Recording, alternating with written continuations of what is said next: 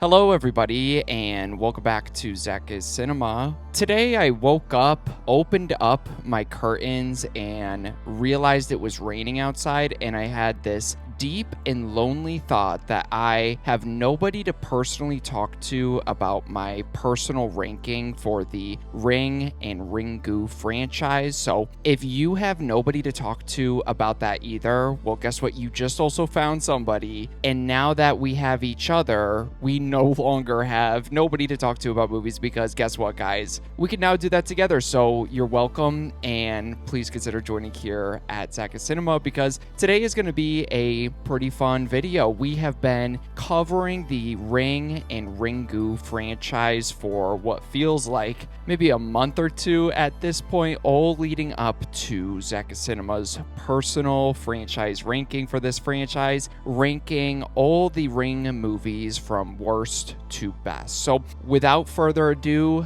let's get ranking here. Let's jump into the ranking section. Starting with my last place, number 6, we got Ringu Zero Birthday. Now, Ringu Zero Birthday is a prequel Japanese horror film, a prequel to the first Ringu movie and kind of the concluding chapter in that mainline trilogy here, the last one of the Japanese ones that I watched. And I think at least at the start, there was an interesting idea, an interesting center at the core of this movie, kind of getting to explore and see Sadako before the cursed tape really exists and watching her presence develop and her presence alone have this psychological effect on people around her is genuinely a creepy idea. It kind of expands the lore just a little bit, and it also kind of replaces that cursed tape concept that worked really well, but then replaces it with the person itself, Sadako. So I thought that was pretty interesting and could work kind of well for this prequel story because prequels could be kind of hit or miss for me. They can sometimes answer questions I was asking and then recontextualize certain things in those original films that I really, really enjoy and then lead to a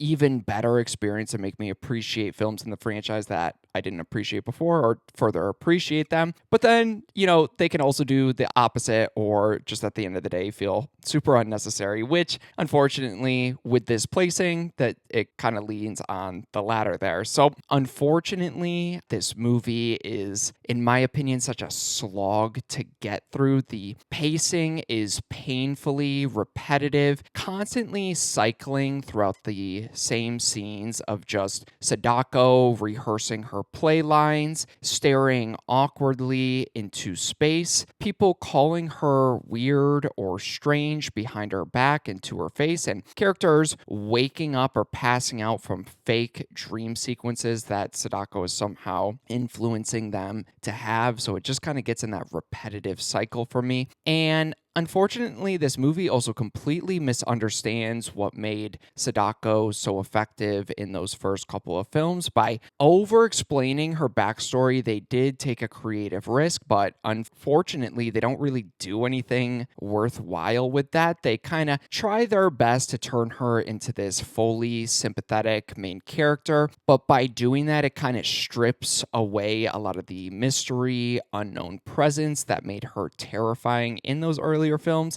and then they don't really do anything that captivating that makes it an enjoyable experience to watch. So ultimately, that's kind of my biggest issue with the movie overall, is it just feels unnecessary and falls into that prequel problem for me. It spends nearly 2 hours expanding the lore, but then adds nothing new. It just regurgitates information we already had, retelling events that we already knew happen, and answering questions that were far more effective when they were just kind of left unexplained. The third act just kind of wraps up with what we already had information-wise in the first film. Just kind of shows her falling down the well. It's like, dude, we already knew that. So before you even start this film, you know exactly how it's going to wrap up, and they add nothing new to it. So easily for me, coming in last place, we got Ringu Zero Birthday. But coming in at number 5 for me, we have the third one in the American franchise titled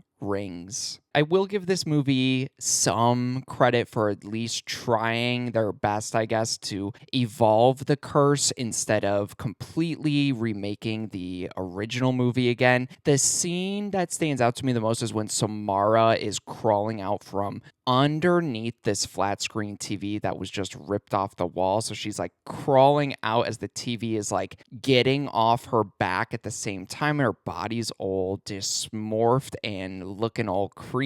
And I loved that sequence. I loved the imagery that sequence went for. And the movie at that point briefly understood how unstoppable and adaptable Samara is, but also how this curse should feel when you're watching the movie. And on top of that, a few interesting ideas on paper, especially with the tape changing itself and adding new footage depending on who watches it. And as the tape gets passed along, there is additional footage for that unique person. That concept kind of fits when you're third in the franchise here, and it fits the mythology naturally and could have pushed this franchise in such a unique direction. But unfortunately, similar to Ringu Zero, they fail to really capture some of those unique ideas. Ultimately, almost every single new idea this movie introduces either makes no sense to me or gets abandoned maybe halfway through. The entire plane sequence, that is the opening sequence for this movie, is a prime example for that.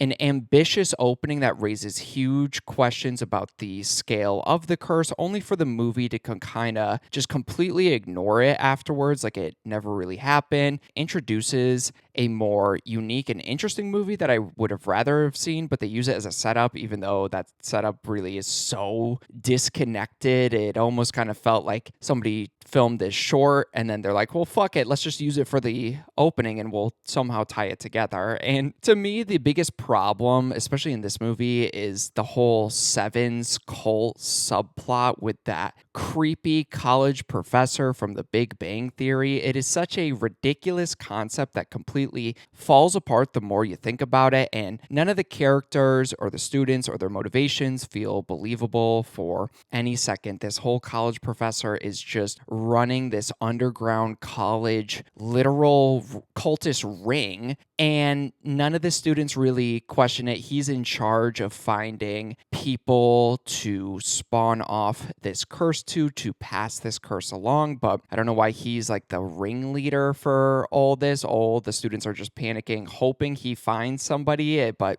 I don't understand why he's only responsible for this. I don't even understand what his end fucking goal is. It is so goofy the more you think about it. And halfway through, once this movie kind of drops that idea and all of its new ideas, especially after the college professor dies for some reason, it basically turns into a weaker rehash of the first American film and the first Japanese film. It repeats the same investigative structure, the same freeing Samara twist, the same story beats, the we freed Samara, but we actually weren't supposed to really do that. But it depraves this movie of any atmosphere, true mystery, or emotional weight that made the earlier films work in the first place. So for me, coming in at number 5, we got Rings. But coming in at number 4, we got Ringu 2. I do appreciate that this sequel kind of commits to continuing the story directly after the first film instead of feeling super disconnected. It does lead to some problems, which we'll touch on, but the idea of investigating the aftermath of Sadako's body being discovered and Ryuko suddenly disappearing after the events of the first film kind of give the film a stronger opening hook than I was anticipating, and makes it feel like there's more to this curse that is yet to be discovered. And I also think Mai is a pretty solid choice for a new lead character. Having Ryuji's assistant step into this investigation very naturally kind of expands the world. It makes sense since she was kind of in the outside of the first film, but kind of gets brought into it towards the end. So now we pick up with her. And I like that her psychic abilities feel more mysterious and tied to the curse, but then they also feel more grounded. They don't just feel like they're existing conveniently to explain plot points. So I feel like that element is handled somewhat better.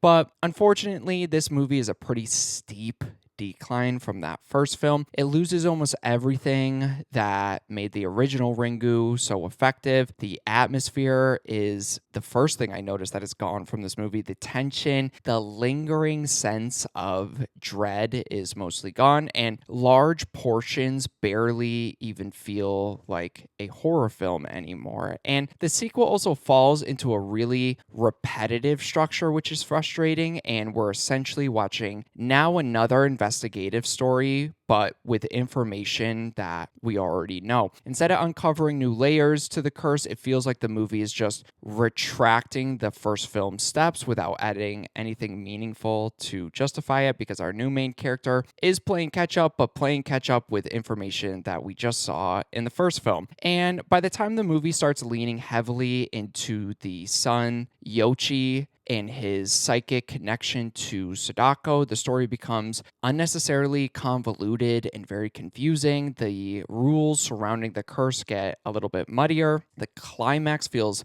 absurdly overcomplicated and doesn't really add up to how they drew any of those conclusions. And the movie ultimately replaces the original mystery with a sequel far less memorable or impactful to me. So coming in at number 4, we got Ringu 2. And very close here, because coming in at number 3, we have the sequel to the American one, The Ring 2. And now, like I was just saying for the Japanese one, I do appreciate that this sequel follows Rachel and Aiden directly, so still feeling connected, but we're following characters that have hopefully learned from that first film, and now we're really going to get some new information. And instead of resetting everything with brand new characters, we bring back those original two. It makes the story feel like a natural continuation of the first film, and I like the idea that Samara's curse here is now following them wherever they go and not just tied to that isolated event. They move states and the curse in Samara is following them here. And there are some genuinely strong ideas in this sequel, especially the concept of Samara trying to inhabit Aiden rather than just killing and continuing to curse people throughout the tape. She is connected to Aiden, wants to inhabit him. And the bathtub scene is one of the biggest standouts in this movie for me, standout sequence. And it is one of those moments when the water is defying gravity. It's just a cool visual, very creepy when curses can kind of influence its environment with its characters. And it's the only moment that really captures that surreal, disturbing energy the first film had. And like I've said many times here, I wish the movie did more of it, because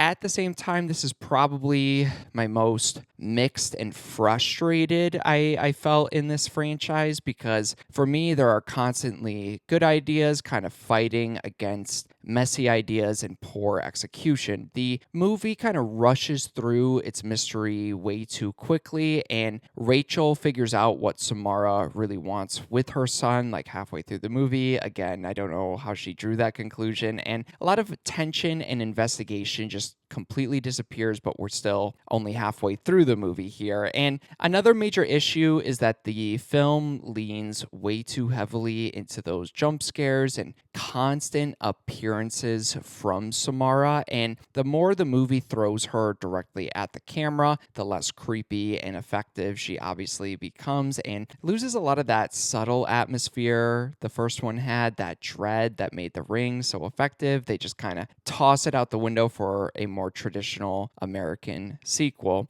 And overall, the movie just kind of struggles with its logic and payoff for me. There are multiple scenes where characters Their decisions just stop making any sense. Random sequences like the deer attack scene feel disconnected from the story, like conflicting ideas with studio directors, and the ending builds towards a resolution that feels way less impactful than I think the movie really felt like they were shooting for. So, big disappointment for me, especially because they brought back the original director of the first two Ringu movies for this one, and I feel like he didn't really do all that much better with this one over his sequel. So, unfortunately, coming in number 3 for me, we got The Ring 2. But now we have made it to my top 2 choices, and these top 2 are so close together, almost kind of interchangeable, but I think I'm staying pretty firm with my placement here because number 2 is The Ring, the first American one. And this movie, to me, absolutely nails the atmosphere from the very beginning. The opening with Katie instantly creates this significant sense of dread, and combined with that cold blue color palette, that film grain, and that Gore Verbinski visual flair and style, it just gives this movie that eerie early 2000s charm and feeling and holds up incredibly well for me. And the curse tape is also fantastic in this version, very similar to the original Japanese, but I think it does a little bit different, that it stands on its own. So to me, I kind of enjoy how Verbinski kind of used the curse tape in this one and had it kind of blend elements into the tape that was watched into reality, with things like the ladder popping up in real life, the hair, the leaking water. It kind of makes the curse feel a little bit more invasive rather than just a tiny isolated event, if that makes sense. And one thing I think the remake, this American one, actually improves upon is that investigative side of the story. Rachel is constantly uncovering clues through visions and connections tied to the curse. It feels much more natural than simply having characters physically explain information to the audience, and helps me personally feel much more engaged to that story. And unfortunately, I do have to put it at number 2 here, even though I'm very, very positive on this movie. But I think I'm a little bit clouded on it because I just watched the first Japanese one and then directly watched this one. And my biggest issue with this movie is it follows the original way too closely for me. Even though it's extremely well made, there are so many scenes that stand out to me, story structures, character dynamics, they just all kind of feel lifted from the Japanese version, that it sometimes comes across as less of a remake or reinterpretation and more like this well-made but extremely copied piece of homework. Even with those similarities, though, it's still an incredibly effective horror remake with strong visuals. I just think it's falling short of the original because it feels so heavy on recreating what worked instead of carving out its own identity. And if you just watch the Japanese one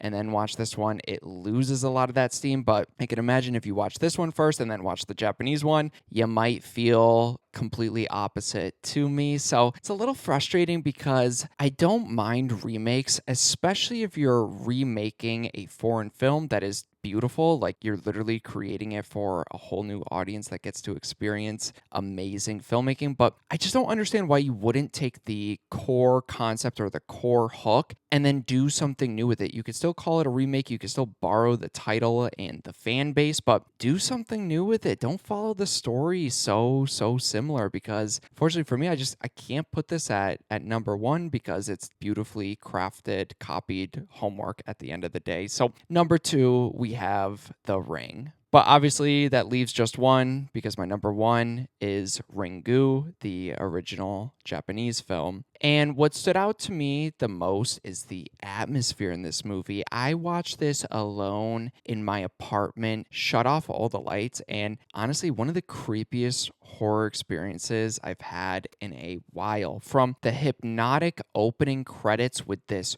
water imagery to the conversation going on between two girls in the opening scene, this film creates this constant feeling of dread without relying on cheap jump scares or over explaining anything or showing something way too much. I also love how grounded and methodical the mystery feels, at least the first 75%. I love following Ryuko as an investigative reporter, gives this story a really immersive kind of structure going on with it, and we're slowly piecing together the curse alongside of her instead of having constant information just dumped onto us. And the curse tape, I meant to say this for the American one too, but the curse tape in this one is one of the creepiest things I've seen in a horror movie. There's something deeply unnatural about it. The imagery feels dreamlike, but in the worst possible way, like nightmare-like, and almost like you're watching something that you're not really supposed to. Like, it genuinely feels like some random VHS tape you'd find behind a dumpster and you decide to pop it in. And even beyond the tape, I feel like this movie is filled with disturbing imagery, subtle moments that really stick with you, whether it's the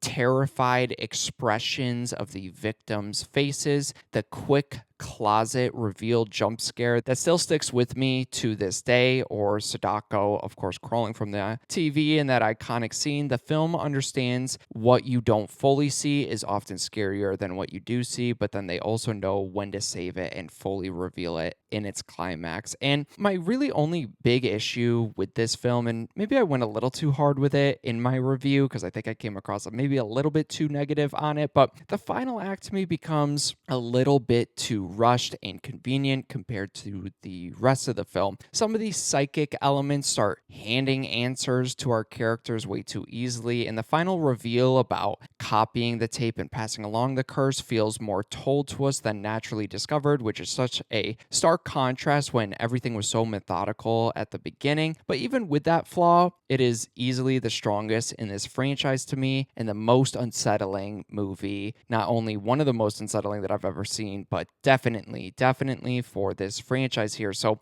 easily for me, coming in first place, we got Ringu. But guys, you have my official The Ring or Ringu combination ranking of the movies from worst to best. I meant to mention this at the beginning, but these are just brief overviews, obviously. If you want my more in-depth thoughts, I have like 20-minute videos on every single one of these films, so feel free to check those out. But most importantly, please let me know down below your personal ranking of these films. Have you seen all 6? Have you seen more than me? Have you just seen the Japanese? Have you just seen the American? Let me know that information down below, but please drop your personal ranking from worst to best so we can compare and contrast. But that's about it for this video. I appreciate anybody watching my videos. Thank you so much. It means so much to me. So thanks again. And yeah, look forward to more ZakIsCinema coming very soon.